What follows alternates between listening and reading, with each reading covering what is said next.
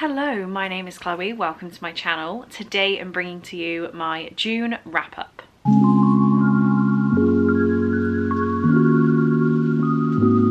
So, in June I tried to read 30 books in 30 days and I wasn't quite successful. I did, however, manage to read 24 books, which is clearly amazing. It is the most books I've read a month this year, and it was 6 books more than I read in May. However, I didn't actually read more pages, I didn't read more pages a day, and the books I was reading were considerably shorter on average, because I did still read some chunkers, but I did also read some novellas and easier books. So overall, it wasn't actually the most successful reading month. The statistic of 24 books sounds amazing, but I wasn't actually that happy with it, and I realised that's quite controversial to say on BookTube because we're not just supposed to celebrate numbers that we read, but I didn't have many amazing books.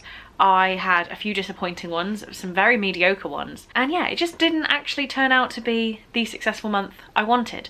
But let's start with the negativity. I'll give you some stats. So as I said, I read less pages. I read 6,569 pages. Obviously, it's still a hell of a lot, but with 6 more books, that's not that great to be less pages than last month. This came out to an average of 219 pages a day, which is very, very similar to May. It's only 1% less. But the average length of the books I was reading was 274 pages, which is a 28% decrease on May. Obviously in May I had the Vampire Diaries readathon to spur me on and read more, but anyway. The ratings I gave, I had 2 books I didn't rate, 1 1 star, 2 2 stars, 1 2.5, 5 3 stars, 4 3.5 stars, 6 4 stars, and 3 5 stars, which meant my average rating was a 3.2, and that was down on May where I had an average rating of a 3.5.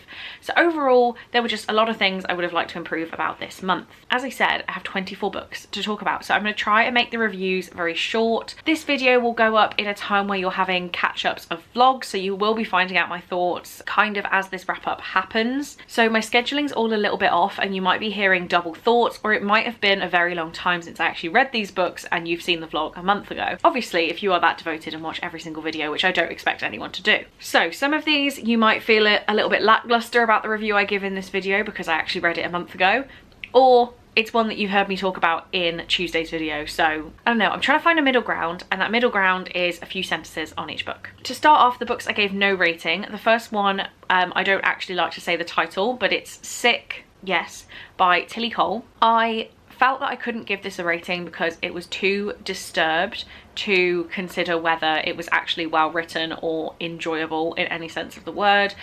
This is a very depraved, you can't even call it a romance.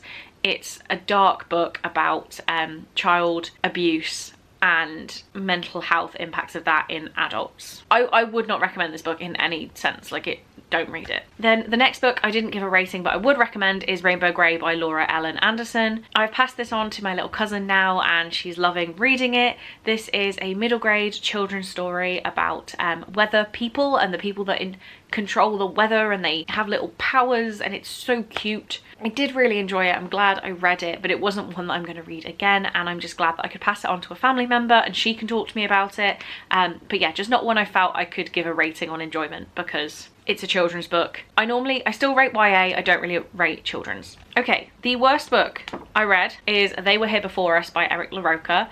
I have given this 1 star. I do not care for this at all, but I have since watched Ali from Hardback Hoarder's live stream where this was her book club book. She talked for 2 hours about it, and I felt like I really understood the story more after listening to her talk, and I appreciated it a bit more. But on the whole, I really did dislike this book. It was just too far for me, and being my first Eric LaRocca, it's kind of scared me to read more. I do have a few more on my shelves and I'm going to read them, but yeah, this one just didn't do it for me. The first 2-star book I have, which is going to annoy lots of you, I'm so sorry, is Every Heart a Doorway by Seanan McGuire. So I read this way back when, and I found this physical copy, decided to grab it so I could have it on my shelves, and I thought maybe I was just being too harsh with my original read, so I reread it and I still didn't like it. 2 stars. Don't enjoy it. I went on this month to read the next 3 books in the series, so I'll talk about them briefly. But this is the Wayward Children series, and it's about kids who go through doors to magical worlds, and at some point they've been sent back. They come back through the door and they end up at the school for wayward children, and they have to kind of come to terms with the fact they might not go back to the world that they actually spent all this time in. I did not like this book. I felt like the rest of the books that I've read so far were better. This one just really doesn't do it for me. The other 2-star book I had is By the Time You Read This, I'll Be Dead by Julie Ann Peters. This is a YA book I picked up in the library while I was away, and I really disliked it. I gave it 2 stars, not 1, because I did feel like it was written in a compelling way and I did want to carry on reading it. But this is about a young girl who's had a failed suicide attempt, and she is now looking for a way to successfully complete suicide. It's very, very dark, but the whole book is dealt with in a way where I feel like it glamorizes the situation. I don't want to talk about it too much because it is very, very dark. I don't understand why this book was written. It didn't do anything for me. It didn't make me feel anything apart from disdain for the author. So yeah, didn't like this one, wouldn't recommend. 2.5 is what I gave to His Kind of Perfection by Pamela Heron. This was a very simple romance about a woman who is a personal trainer and a guy she takes on as a client. They develop a relationship, and yeah, I was gonna give it 3 stars. It was very meh the whole way through. I didn't really feel much about it. But the ending was just pretty lackluster for me, so I went from 3 to 2.5. Wouldn't recommend it. No. I mean, I picked it up on a whim because it was this tiny little mass market paperback. I thought, what can it hurt? It was, yeah, it can hurt a lot. I wasn't really enjoying it. Moving on to 3 stars, we have True Crime by Samantha Kolesnik. This is a horror novella that I read about a girl and her brother who are abused by their mom, and they then murder their mom and then go on a killing spree. It's a novella, so I won't tell you more about the story than that. I didn't really feel any kind of way about it, so it stuck on 3 stars. It was an interesting concept. Would I have preferred a full-length novel? Probably. Yeah, just didn't feel any kind of way. Then we have Survive the Night by Riley Sager, which is unfortunately one of my least favourite Riley Sager books. This is about a road trip gone wrong. We're following Charlie, who needs a ride home from university, and Josh, who is looking for someone to take with him on his ride home and share the cost of fuel and things like that. There is a serial killer on campus or near campus, and while they're driving, Charlie starts to think that Josh is the serial killer. This was an okay book. I wouldn't stop people from reading it. I feel like some people enjoy this a hell of a lot more. I worked out the twist within the first 20 pages, so I wasn't having the best time with it, because as soon as it all got revealed I was like, oh well, clearly, yeah. There were a couple of twists and turns that I enjoyed, which is why it's a 3-star and not lower in rating. But when you work out the twist that early, there's not really an incentive to carry on and read it again. Then we have Dating Dr Dill by Nisha Sharma. This is a very middle of the road to me adult romance. We're following the Indian dating scene in America and lots of the stereotypes that I have seen in other media before of like the aunties matching up couples and arranged marriages. I just, again, didn't really feel any kind of way about this. I didn't like the smut. It made me quite uncomfortable, which is not the best in a romance book, obviously. So yeah, just didn't feel any kind of way about this one. Then we have Beneath the Sugar Sky by Shauna Maguire, which is book 3 in the Wayward Children series. Didn't feel positively or negatively about this one, which is why I stuck on 3 stars. It was an easy read, but not one I was going to like be excited to read again. Which moves on to the next book I gave 3 stars, which is In an Absent Dream by Shauna Maguire, which is book 4 of the Wayward Children series. And this is the point where I said, okay, I'm done. I don't need to read any more of these books. I was hoping I'd read another in the series and really love it, but this one just again didn't have positive or negative feelings, and I decided to stop reading books that I wasn't going to absolutely love, because there is no point on giving negative reviews when I already know I'm not enjoying the series. So this is the point where I stopped reading the Wayward Children series. The final 3-star I have here is The Bus on Thursday by Shirley Barrett. I did actually enjoy this one. This was the first book I read in June, so it has been a little while.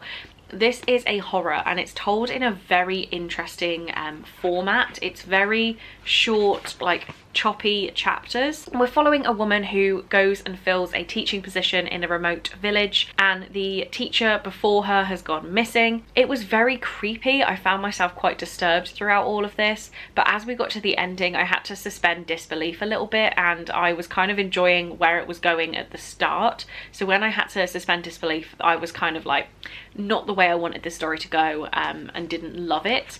Wished I'd have liked it more because I'd love to keep this on my shelves forever. It's such a quick read and it's such a fun reading experience. But yeah, the story just didn't wow me. Okay, 3.5 stars. Unfortunately, I have none of them to hold up. The first one is One of Us is Next by Karen M. McManus, which is the sequel to One of Us is Lying, which I read back in May.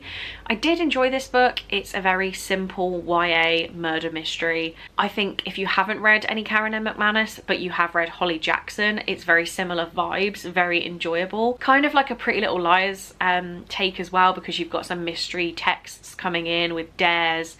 So yeah, I didn't dislike it by any means. 3.5 is actually just better than fine for me, but not one that I'm going to be thinking about in the future. I think I need to perk up a little bit. I'm actually not very well. I should have addressed this at the start. I have got like a little bit of a fever where I'm really cold, but my skin feels really hot, and I feel quite sick. So probably should have addressed that at the start. I think it's just jet lag, but I'm, yeah, not very well, so I probably sound more negative than I mean to be. Sorry about that. The next 3.5 star rating I have is Thornhill by Pam Smye, and I did really like this one.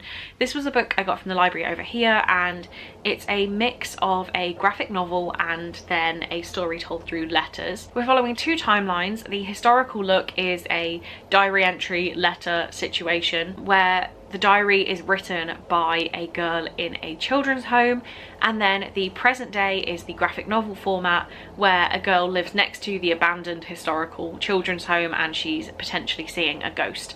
So I really did like this one. It was very creepy YA horror, so would recommend. An interesting format. I think for me to really love it, we would have needed full prose, not graphic novel, because I know that's not 100% my thing, but I wanted to give it a go. So yeah, did actually really enjoy this for what it was. And then the final mention of this author in the video, we have Down Among the Sticks and Bones by Shauna Maguire, which I gave 3.5 stars.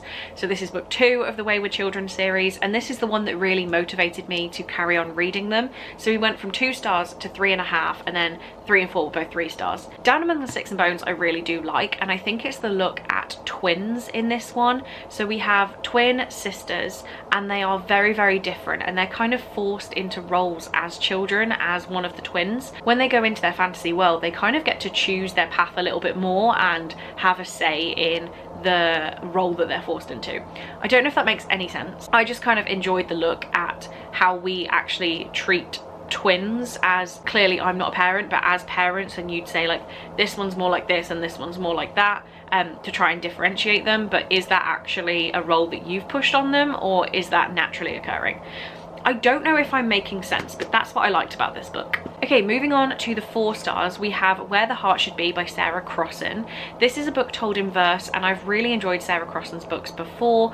We're following a young girl in Ireland during the famine, and she gets a job at the like English manor house and forms a relationship of sorts with the young guy who's going to inherit all of the wealth there. But her friends and family in the village are starving, and she's starting to feel a certain type of way that the people she's working for are living very comfortably, but other people in the village can't pay their rent and they don't have any food, and children are dying.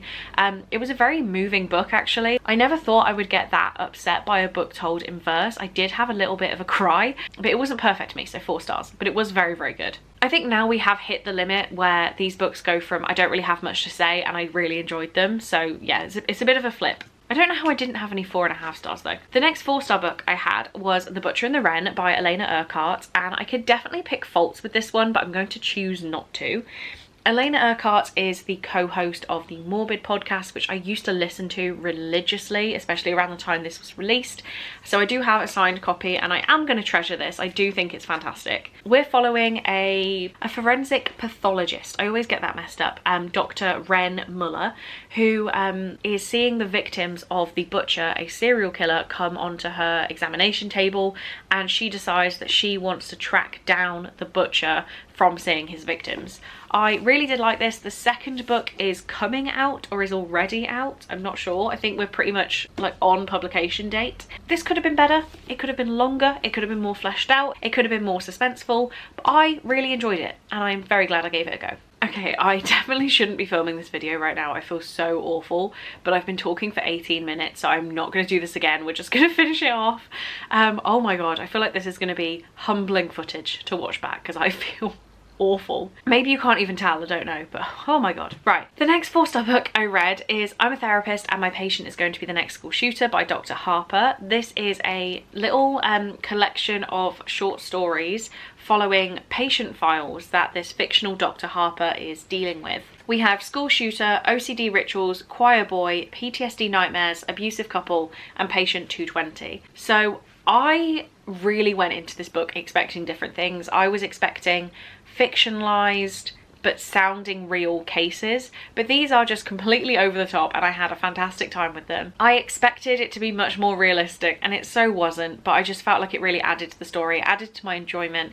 And the reason it gets 4 stars is I was actually quite scared at one point, and it takes a lot for a book to scare me. So I would recommend this one. I have book 2 on my TBR for a readathon later in the month, and I'm hoping to pick up book 3 pretty soon. But yeah, really just fun times that actually scared me a little bit. Next up we have Happenstance by Tessa Bailey, which despite not absolutely loving it, I did give it 4 stars because it's exactly what it says on the tin. So I don't know how I saw this cover and didn't pick up on what it was. So it's about a woman who gets stuck in a like ski lift situation with 3 guys, and they all are attracted to her, they're all interested in her, and she is actually interested in all 3 guys too. So I thought it was going to be some sort of competition of who is going to win her favour, who is going to get like what they want from her. No, bit different.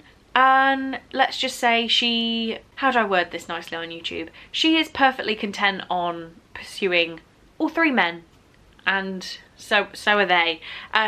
It's basically porn. But it was kind of fun. I read it on the plane on my way out to see Cole, and I didn't hate it. I did spend most of my time like trying to read like this so that no one could see what I was reading.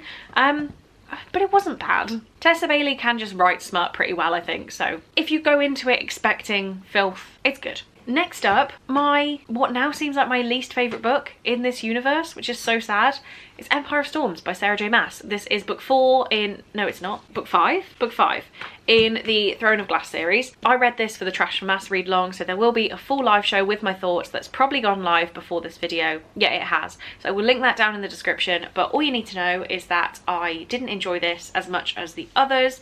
I felt like not a lot happened in this one, and we had a few too many points of view. I did really enjoy it. It's a fun world to be in, but I can pick more faults with this than the other books. So glad I'm carrying on with the series. Interested to see where we go in book 6 and 7, but didn't love this as much as the rest. Clearly I loved it still, 4 stars. The final 4-star book was The Programme by Suzanne Young, which is a book I've had on my radar for a very, very long time. And when I saw it in the library in Coles Town, I grabbed it. So this is a dystopian story following a society where teen suicide is rampant. And they have decided to crack down on teen suicide by really monitoring the teenagers of the town.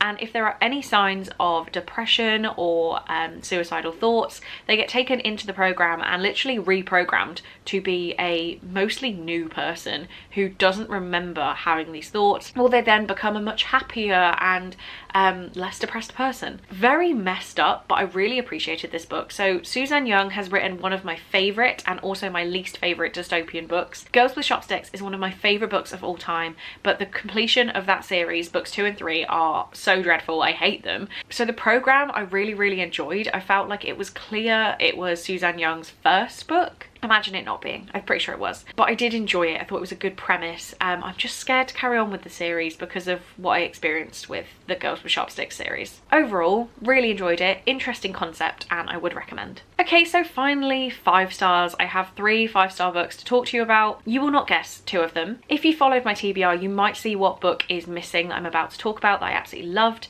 but the other 2 weren't on my TBR at all, and I loved them. So hopefully it's a little bit of a surprise. Starting off with the one you know I read, we have The 7-Year Slip by Ashley Poston. I did not want to buy into the hype for this book. I don't know why. I just felt like it wasn't going to be the perfect book for me, but I have no faults with this book. Absolutely none. We have Clementine, whose aunt has died and she's left her apartment, which she always said was magical. Clementine goes back to the apartment and there's a man in there she doesn't recognise, and it turns out they are 6 years in the past. Oh my god, 6 years. Am I an idiot? The 7-year slip. They are 7 years in the past. She starts developing feelings for this man, but he is 7 years in the past. So can they pursue something, or is this just fated to not work? You can't determine when the apartment is going to slip into the past, so there's lots of being stuck in the past versus stuck in the present. I just thought this was fantastic. The romance part of this was amazing, and just the writing, just, oh, I felt so much for these characters. I really, really loved them, and I don't think it's too soon to already want to reread this one. I just had such a fantastic time. Next up, a complete shock for me, was Perfect Strangers by J.T. Gessinger, and I can't tell you too much about this one because the reason it's 5 stars is a spoiler. So we start off with a romance, a very smutty romance, and that's all I can really tell you about without spoiling anything. I genuinely don't even know where to go with this. The time I was reading the smutty romance, I thought this is going to be a very middle of the road 3-star book, but then reveals happen and I was so broken, I was so emotional, and I genuinely, just my review says I have whiplash. And a book that made me feel this many things, even if I can pick faults in it, is worth 5 stars, because if you can get that sort of reaction out of me, it's great. I was reading this while in the car with Cole and his stepmom and like reacting out loud. I was then reading in bed and crying and shouting. It just got such a visceral reaction out of me that it has to be 5 stars. And the final book here is a little contemporary-ish novella. It's about 250 pages and it is Be Not Far From Me by Mindy McGinnis. So I have loved every Mindy McGinnis book I've read, and I think my review for this one just says I would read this lady's like grocery list, because I genuinely would. This is about a girl who she prides herself on her survival skills. She goes to a party in the woods, like a little gathering, and after seeing her boyfriend sleeping with his ex-girlfriend, who is also on this trip, she runs off into the woods, gets injured, and then is lost, and she's like struggling to stay alive. We then follow her experience over getting back to civilization. Will she get back? Will she survive? Not a lot happens. It's a lot of stumbling around and talking, but I actually loved it. I loved it, completely loved it. I could pick no faults in it. If anything, I just wish it was longer and I could have enjoyed it more. But at this point, I think I'll read anything Mindy McGinnis writes. So there we have it, guys. Those are the 24 books that I read in June. I've been filming for about half an hour, so this is going to be very interesting to edit. I apologize again for my health in this video, but I'm just like, I keep feeling better and feeling worse during filming, so I feel like I've got to just persevere. If you have any opinions on any of these books, please do talk to me down in the comments. I would love to hear from you. But for now, that is all I have time for. So thank you very, very much for watching this video. I really do hope you enjoyed, and I will see you in my next one. Bye.